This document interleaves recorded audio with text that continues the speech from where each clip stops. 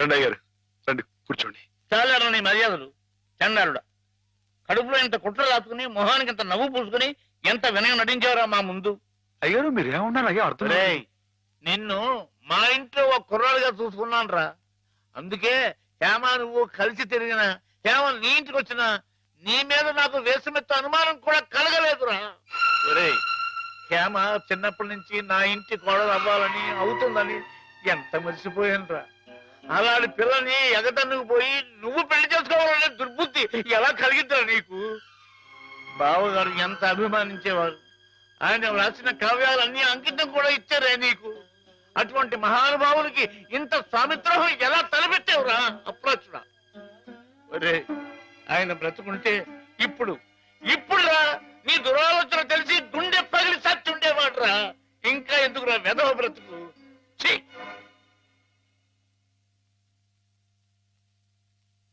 వా, అంత పని చేసేయండి ఎదవా, తప్పు కదండి. ఎరా తెన్నింటి వాసాలు లెక్క పెడతావా? అసలు నీకు పుట్టగతులు ఉంటాయరా? ఇట్టండి అదేనండి, ఇట్ట ఎవ పని చేసుకుని వదిలిపెడతాండి, నరికి పోగులు నీకేం తెలుగు అమ్మాయి గారి మీద నీకు పాడుబుద్ధలా కలిగిందిరా. నువ్వు మనిషి కాదురా, పశువురా, పశువు. చెప్పుకోవడారా ఇలాంటి తప్పుడు చేస్తావు.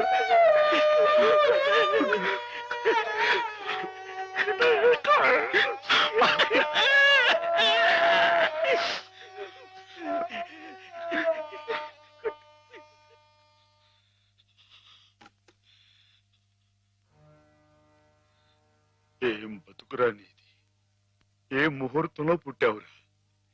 ఇంకా ఎందుకురా కావాలని బురద పులుముకుంటావు?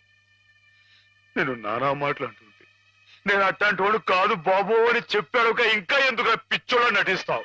ఏం బాగుంకుందామని నిన్ను చేరదీసి ఇంత అన్నం పెట్టిన వాళ్ళకి అన్యాయం చేసే మనసు మనసు మనసు చెప్పుకోరా. నీ బతుకు గురించి ఆలోచించుకుంటా వాళ్ళ రుణం తీర్చుకోవడానికి ఉన్న హస్తం తమ్మేసి వాళ్ళకి సాయం చేసేది. అది నువ్వు చేసిన తప్పు. నువ్వేమిటో నీ భవిష్యత్తు ఏమిటో చూసుకోకుండా వాడు బాగుండాలి వాడోడు బాగుండాలని 24 గంటలు ఏడ్చేవి. ఇలా ఇలా నానా మాటలు అనిపించుకోవడానిక? అమ్మాయి గారు అని ఒక దేవతలా చూసుకున్నావే, తడి దేవత సొంతం చేసుకునేట మాటలు ఎవరో పిచ్చలవా?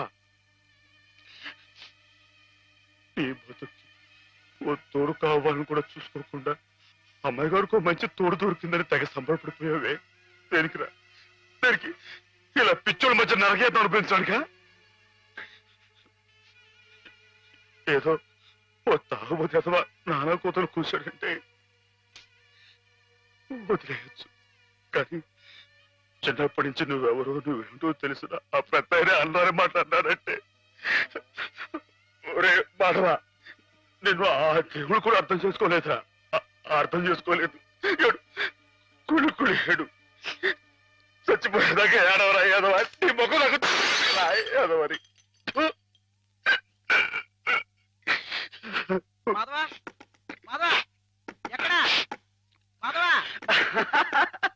బయటికి రా. వస్తున్నా. లోపల ఏం చేస్తున్నావు? చెప్పకూడదు. మరి అంతసేపు ఇలాంటి పిచ్చి పిచ్చి జోక్ వేసావంటే ముఖం పెరగైపోతుంది. కొట్టండి. పిచ్చి నీకా నాకా? ఓహో, పిచ్చి నీకే. మాధవ చచ్చిపోతా. చాలా బాగుంది.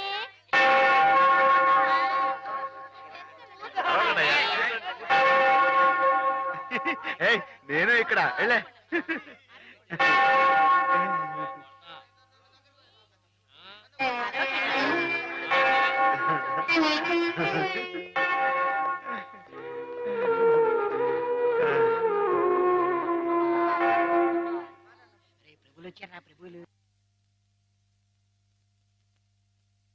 ఏమిటమ్మా? ఒక జీవితానికి సంబంధించిన ముఖ్యమైన సమస్య గురించి ప్రభు సలహా కావాలి ఫాదర్. ఏమిటో చెప్పమ్మా. ఒక ఊర్లో ఒక అబ్బాయి ఒక అమ్మాయి ఉన్నారు. ఆ అమ్మాయి ఆ అబ్బాయిని ప్రాణం కంటే మిన్నగా ప్రేమించింది. కానీ వాళ్ళిద్దరు కులాలు వేరు, అంతస్తులు వేరు. ఆ కారణంగా నేను నిన్ను ప్రేమిస్తున్నానన్న మాట పెదవుల దాకా వచ్చినా నోరు విప్పి అతనికి ఎన్నడూ చెప్పుకోలేకపోయింది. ఆ అబ్బాయికి ఆ అమ్మాయి అంటే అంతులేని అభిమానం. ఆ అమ్మాయి సుఖ సంతోషాల కోసం తన యావదాస్తిని ధారపోశాడు అతను. మానసికంగా, శారీరకంగా చిత్రహింసల్ని భరించి గతి తప్పిన ఆ పిల్లని మళ్ళీ మామూలు మనిషిని చేశాడు. పెళ్లి చేసుకోవాల్సిన సమయం వచ్చినప్పుడు ఆ అమ్మాయి తనకి కొత్త జీవితాన్ని ప్రసాదించిన ఆ అబ్బాయిని చేసుకోవాలా? కట్టుబాట్లకి లొంగిపోయి మనసు చంపుకొని పెద్దలు కుదిర్చిన పెళ్లి చేసుకోవాలా? ప్రభువుని అడిగి చెప్పండి ఫాదర్. ఎవరా అమ్మాయి?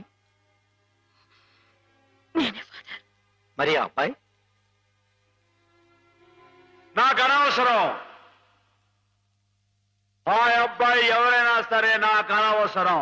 అటువంటి అడగకూడని ప్రశ్నలకు ప్రభు మేము సమాధానం చెప్పంగాక చెప్పం. అంతే, చెప్పం. ప్రభుని పిచ్చి పిచ్చి ప్రశ్నలు వేస్తారా? ప్రభు కోపం వచ్చి పైకి వెళ్ళిపోతాడు. నేను ఇక్కడ పైనున్నాను.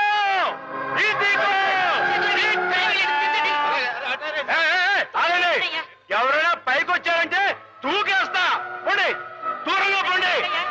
Helicopter helicopter. ఊరుకోవయ్యా.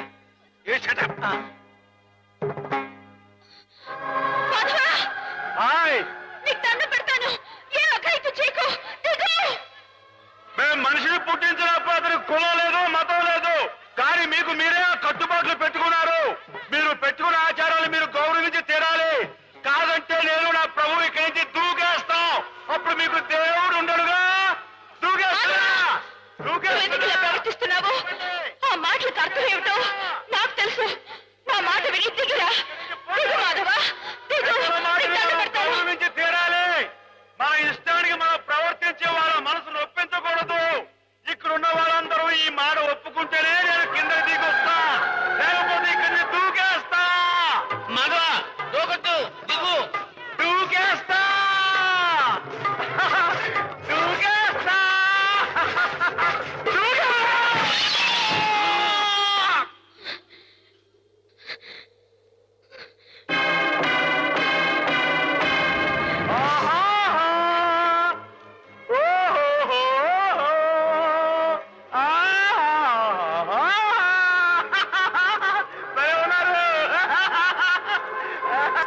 మనసు నిండా మాధవుడు రూపం నిండున్నప్పుడు ఈ ఒట్టె కట్టెని నీకు అప్పచెప్పటం భావ్యం కాదనిపిస్తోంది బావా.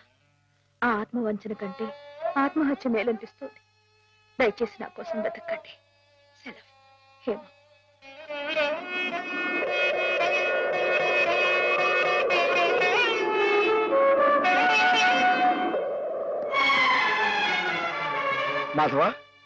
మాధవ, రానుంది.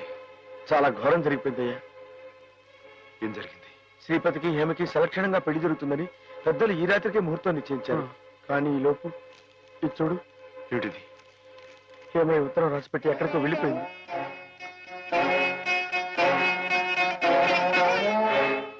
నిజమా? నిజమే మాధవ. ఆవిడ తను చేసుకుని అంటంతో శ్రీపతి గారు ఎదురు తిరిగారు. హేమకి నేను అక్కర్లేకపోతే నాకు హేమ అక్కర్లేదంటూ వాళ్ళ కాలేజీలో పనిచేసే ఓ టీచర్మని అదే ముహూర్తానికి పెళ్లి చేసుకుంటారంటూ పట్టుబట్టు. లేదండి, అలా జరగడానికి వీలేదు. శ్రీపతి బాబు తప్పు కూడా అమ్మాయిగానే పెళ్లి చేసుకోవాలి. అది ఎలా కుదురుతుంది మాధవ? హేమ ఈ పాటికి ఏ గోదాట్లను దూకి ఆత్మహత్య. ఆ అమ్మాయి గారికి అన్యాయం చేయడానికి ఆ దేవుడికి మనసు ఎలా వస్తున్నారా? ఆవిడకి ఏం అపాయం జరగదు. నువ్వు వెళ్ళి ఆ అమ్మాయి గారు ఎక్కడున్నారో అని చోట వెతుకు. నేను ఇక్కడి నుంచి ఎలవలా వచ్చి శ్రీపతి బాబు కాళవేళ పడి ఆ అమ్మాయి గారిని పెళ్లి చేసుకుంటూ చూస్తాను. నువ్వు వెళ్ళు.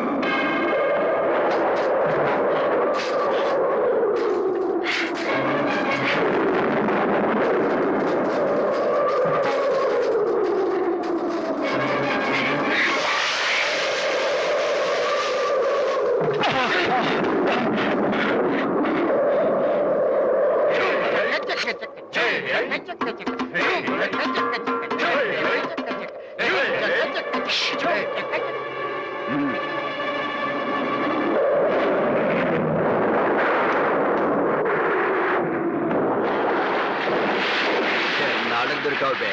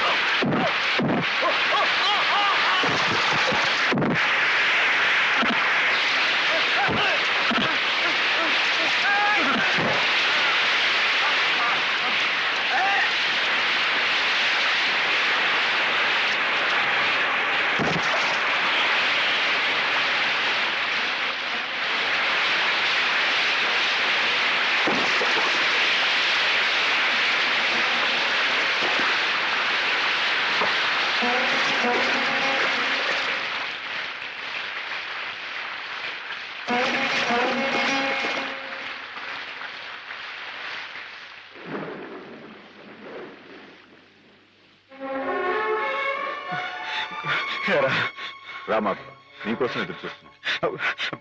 బాబు గారు అమ్మాయి గారు ఎక్కడ చెప్పండి, మాట్లాడమండి. అమ్మాయి గారికి ఏమైంది?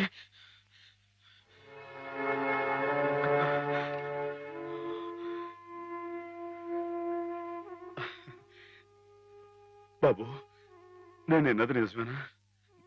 మీరు అమ్మాయి గారిని కాదని ఇంకెవరినో పెళ్లి చేసుకోవటం, ఏదేమైనా సరే ఆ అమ్మాయి గారి పెళ్లి విషయంలో మాత్రం అన్యాయం జరగకూడదు బాబు. నిజమే మాధవ, హేమ పెళ్లి విషయంలో అన్యాయం జరగకూడదు. అందుకే నన్ను చేసుకోవడం ఇష్టం లేక గోదావరిలో దూకిన హేమను ఒడ్డుకు చేర్చాను. నాకు ఇంకో అమ్మాయితో పెళ్లి జరగబోతోందన్న అబద్ధంతో నిన్ను ముహూర్త సమయానికి ఇక్కడికి రప్పించాను. హేమకు అన్యాయం జరగకూడదని నీ మనసులో గట్టి కోరిక కనుకుంటే నేను చెప్పినట్టు చెయ్యి.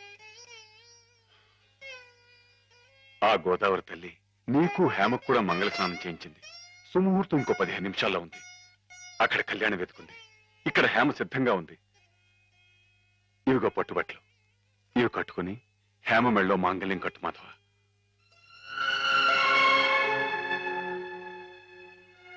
చూడు మాధవ, దగ్గర బంధువులు మేమేమి చేయలేక చేతులు ముడుచు కూర్చుంటే ఏ సంబంధం లేని నువ్వు ఆపద్బాంధవుళ్ళ మా కుటుంబాన్ని ఆదుకున్నావు.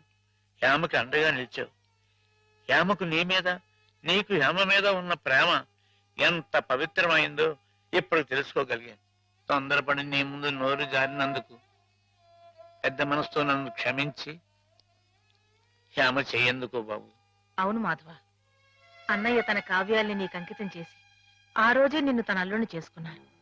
హేమ మెళ్ళో నువ్వు 3 ముళ్ళు వేస్తే ఆ లోకాను ఉన్న మా అన్నయ్య ఆత్మ శాంతిస్తుంది మాధవ. లేదండి, ఇది జరగని పని. జరగని పని అంటే కులం గురించా నీ సమస్య మాధవ? నీలా యాదవుడైన కృష్ణుడు ఎవరిని చేసుకున్నాడు? క్షత్రియకన్య సత్యభామం చేసుకోలేదా? రాచకన్య రుక్మిణి చేసుకోలేదా? హేమ కూడా క్షత్రియకన్య మాధవ. మీరెవరు ఎంతగా చెప్పినా సరే ఎందుకో నా మనసు ఒప్పుకోవడం లేదు. ఆ అమ్మాయి గారు మీ సొంత మనిషి, ఆవిడ మీరే పెళ్లి చేసుకోవాలి. సరే అయితే, ఇందరింతగా చెప్తున్నా హేమ మనసారా నిన్నే కోరుకుంటుందని తెలిసినా కూడా నేనే హేమం చేసుకు తీరాలి అని నువ్వు పట్టుబడితే అలాగే చేసుకుంటాను మాధవ. కానీ పెళ్లి చేసుకున్న మర్నాడే హేమ నీకు ఇలా కనిపిస్తుంది.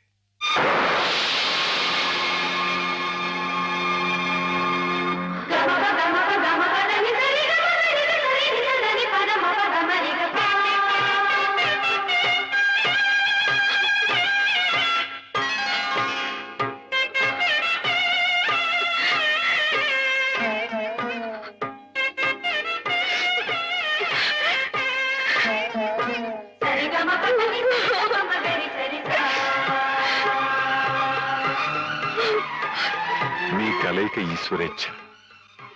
కాదంటం ఎవరితరం మాధవ? ఇద్దరు పార్వతీ పరమేశ్వరుల్లా ఒకరి కోసం ఒకరు పుట్టారయ్యా.